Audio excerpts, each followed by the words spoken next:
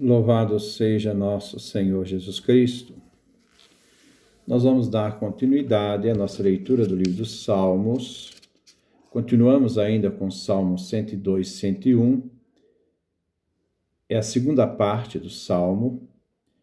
É o nosso 117º encontro. Vamos trabalhar o versículo 13 ao versículo 29. Lembrando que o Salmo 102 na versão hebraica, Salmo 101 na versão grego-latina. Ouçamos primeiro a leitura do Salmo que nós vamos refletir, a segunda parte, que diz assim: Tu, porém, Javé, permaneces para sempre, e tua lembrança passa de geração em geração. Levanta-te, tenha pena de Sião, pois é tempo de teres piedade dela. Sim, chegou a hora, porque teus servos amam suas pedras, compadecidos de sua ruína. As nações temerão o teu nome, e os reis da terra a tua glória, quando Javé reconstruir Sião e aparecer com a sua glória, quando se voltar para a prece do indefeso e não desprezar sua prece. Fique escrito isto para a geração futura, e um povo recriado louvará a Deus. Javé se inclinou do seu alto santuário, e do céu contemplou a terra, para ouvir o gemido dos prisioneiros e libertar os condenados à morte, para proclamar em Sião o nome de Javé e em Jerusalém o seu louvor. Quando se reunirem povos e reinos para servir a Javé. Ele esgotou a minha força no caminho, encurtou os meus dias. Então eu disse: meu Deus, não me arrebates na metade dos meus dias. Teus anos duram gerações e gerações. No princípio tu firmaste a terra, e o céu é obra de tuas mãos. Eles perecerão, mas tu permaneces. Ficarão gastos como roupa. Serão como veste que se muda. Tu, porém, és o mesmo sempre, e teus anos jamais se acabarão. Os filhos de teus servos viverão seguros, e a descendência deles se manterá na tua presença. Esse é o final do Salmo 102, 101, essa segunda parte, versículo 13 ao versículo 29. Vamos refleti-lo. Versículo 13. Tu, porém, Javé, permaneces para sempre, e tua lembrança passa de geração em geração. Em oposição ao que foi dito nos versos acima, na última reflexão que nós fizemos anterior a essa, que é a primeira parte do versículo do Salmo 102, 101, diz então em oposição o que foi dito aos versos acima. Enquanto o ser humano vai murchando com o tempo, o mesmo não acontece com Deus. Deus age na história, mas o tempo cronológico não contém a Deus. Ele permanece para sempre, ele é eterno. Deus vem conhecido e amado quando a ação de Deus na história do seu povo passa de geração em geração, na memória do povo santo. Ele existe para sempre. O nome de Deus existe em todas as gerações. Versículo 14. Levanta-te, tenha pena de Sião, pois é tempo de teres piedade dela. Sim, chegou a hora. Este versículo é uma súplica. Javé, tenha pena de Sião. Levanta-te. Com a realidade de Deus que dura eternamente, o ser humano impaciente suplica, pois a sua duração, a sua existência é pequena. Chegou agora para Sião o prazo da compaixão. Que Javé se levante, pois A súplica é para que ele tenha pena de Sião que sofre com o exílio e se angustia com a situação. Já chegou o tempo da misericórdia divina, que se manifeste na história efêmera, passageira dos seres humanos e do povo de Deus. O salmista lembra a Javé: chegou a hora. A hora do pavor divino, a hora do favor divino chegou. Então Deus está sendo invocado para que o favor aconteça logo, pois Sião já sofreu bastante. O tempo não significa nada para Deus, mas para Sião chegou o tempo da reconstrução. Versículo 15. Porque teus servos amam suas pedras, compadecidos de sua ruína. Os servos de Javé são o povo de Israel. O povo que ama as pedras de Sião destruída, compadecidos de verem tudo destruído. Este verbo descreve a situação de Jerusalém e do templo nos escombros. Os que retornam a Sião devem iniciar a reconstrução sobre as ruínas e recolocar as pedras dos muros em Jerusalém e também no templo. Versículo 16. As nações temerão o teu nome e os reis da terra a tua glória. A reconstrução trará a glória a Israel, e todas as nações conhecerão o nome de Javé. Assim todos os reis das nações conhecerão a glória de Javé em Jerusalém e no templo. Porque Javé reconstruirá Sião. O povo de Israel é servo de Javé. Eles temerão Javé quando Sião. Eles temeram Javé quando Sião ficou em ruína. Mas as outras nações, quando virem o templo, vão reconhecer o poder de Javé em favor do seu povo.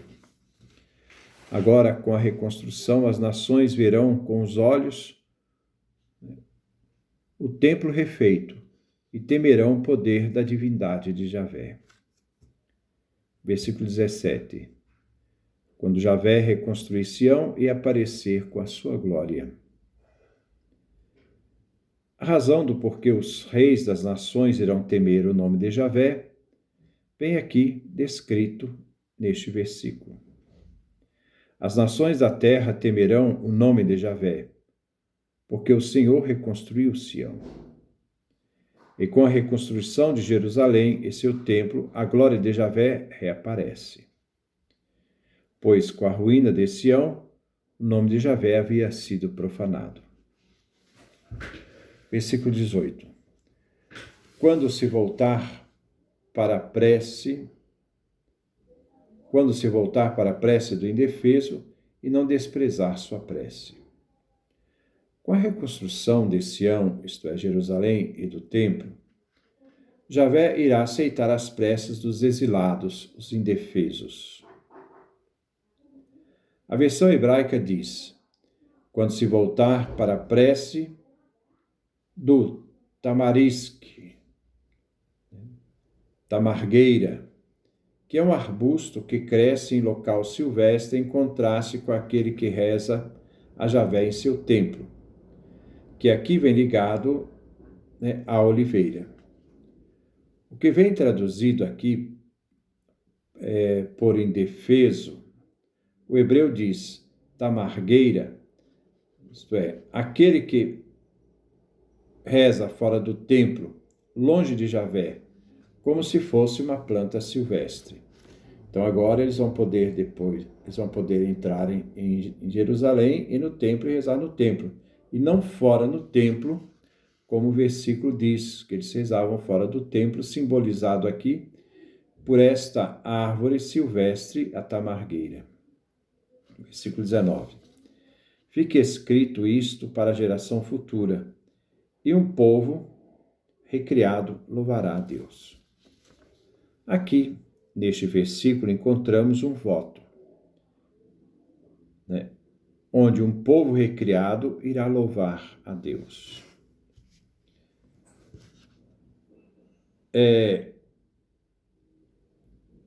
Isto é, neste versículo, então, encontramos um voto para o futuro, depois da reconstrução do templo, e o que se deixará para a geração futura. O povo recriado, de volta à terra de Israel, reconstruindo o templo, fará com que as gerações futuras possam louvar a Deus por tudo aquilo que Deus realizou pelo seu povo. O salmista quer expressar uma lúcida e real consciência histórica sobre o destino de Israel no futuro. Vale o valor permanente no passado e a Escritura como memória e renovação na fé do povo de Israel. Versículo 20. Javé se inclinou do seu alto santuário e do céu contemplou a terra. O povo recriado poderá louvar Javé, Yah, Halel, Yah, pois Javé, do alto, olhou do seu santuário à terra e viu as dificuldades enfrentadas por seu povo. Ele viu o que se passava na terra. Javé não é insensível, nem tampouco cego. Versículo 21. Para ouvir o gemido dos prisioneiros e libertar os condenados à morte. Javé se inclina do seu alto santuário e vê, contempla a terra, a fim de ouvir o gemido do povo de Israel no exílio e iniciar a libertação. O objetivo é libertar os condenados à morte. Prisioneiros, aqui, se refere ao povo de Israel que vive no exílio e também aos próprios condenados à morte na Babilônia, filhos do povo de Israel.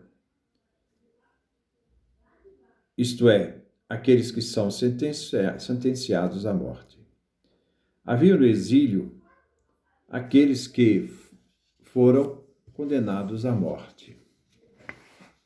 Versículo 22. Para proclamar em Sião o nome de Javé, em Jerusalém o seu louvor. Para proclamar em Sião o nome de Javé. Está unido ao versículo anterior. O Senhor viu a terra do céu para que os homens pudessem declarar em Sião o nome de Javé.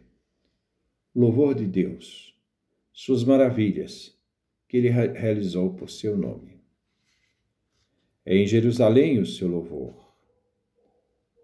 Isto é, se deve proclamar em Jerusalém, em Sião, o louvor a Javé Deus. Onde se pode declarar o louvor de Javé, em Jerusalém, em vez de gemer como os prisioneiros condenados à morte no exílio. Deus ouvirá seus louvores cantados por aqueles que vieram agradecê-lo em seu templo em Jerusalém. Versículo 23. Quando se reunirem povos e reinos para servir a Javé. Em Jerusalém, unem-se povos e reinos para prestar culto a Javé. O salmista, com esta imagem, prevê esta reunião no futuro indefinido. Versículo 24. Ele esgotou a minha força no caminho, encurtou os meus dias. O salmista se sente cansado e desfalecido em seu caminho, incapaz de chegar até o fim. Deus é o autor do versículo. Deus esgotou o salmista no caminho para Jerusalém.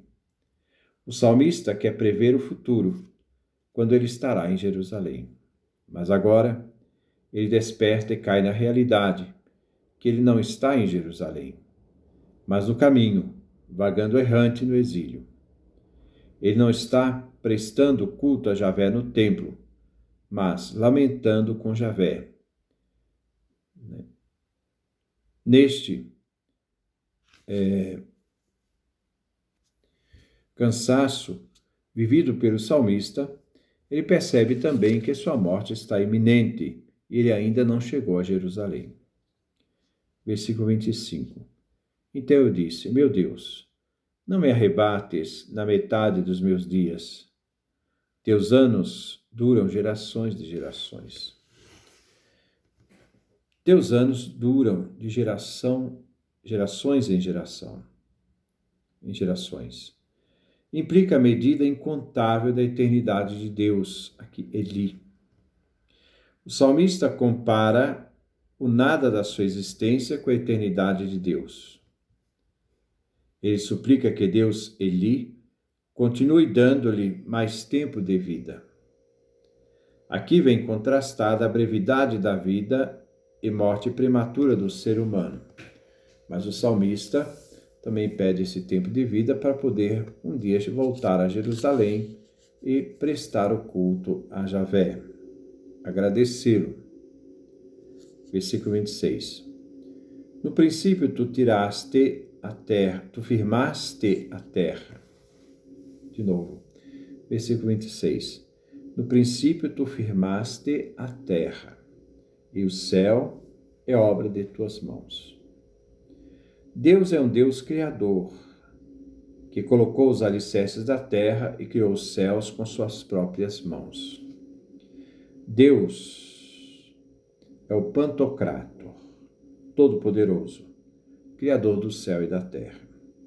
A própria criação é anterior ao próprio tempo do ser humano. Versículo 27. Eles perecerão, mas tu permaneces. Ficarão gastos como roupa, serão como veste que se muda. A própria criação terá um fim, pois eterno é só Deus. A criação, céu e terra, não se compara com a eternidade de Deus, mas Deus permanece para sempre. A terra e os céus se gastarão, mas Deus poderá recriá-los, novos céus, nova terra. A roupa se muda, pois precisa ser substituída por outras mais novas. Versículo 28. Tu, porém, és o mesmo, sempre, e teus anos jamais se acabarão. O salmista declara a eternidade de Deus. Tudo passa, só Deus permanece, pois seus anos, a eternidade, jamais acabarão. Versículo 29. Os filhos dos teus servos viverão seguros, e a descendência deles se manterá na tua presença.